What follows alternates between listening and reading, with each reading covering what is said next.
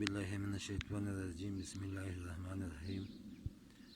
هیوادوالو مینوالو ټولو ته سلامونه او نیکې هیلې.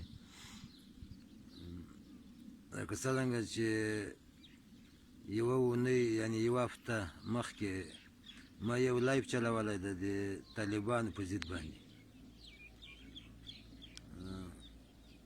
طالبان او د طالبانو مشرانو نه زما دغه غوښتنه ده چې زه ټوله دنیا ته معلوم یم چې د ما اعصابو کې لږ مشکلات وي. دا اوس هم د ما اعصاب خپل ځای باندې نه دي، اعصابي مشکلات ده د ما، او ځکه د طالبانو په ضد باندې زه لایفونه چلوم.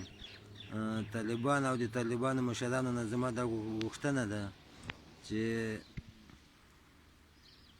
ما ته بښنه وکړي، او دا اوس فی الحال هم زه تداوي ته راغلی یم چې د ځان علاج یعنې د اعصابو مشکلات نه خلاص شم. چې هر کله د تداوي نه خلاص شم بیا مې انشاءالله دا نیت مې ده چې خپل ځای چې زرمت د موضوع اوسېدونکی یم، خپل ځای ته بل بچیانو سره یو ځای شم. نو طالبانو او د طالبانو مشرانو نه زما دا غوښتنه ده چې ما ته عفو وکړي، او څنګه مې چې مخکې کوم بیا یو ځل په لایف کې طالبانو مشرانو پسې بد رد ویلي دي، په هغو باندې زه بلکل پښیمانه یم.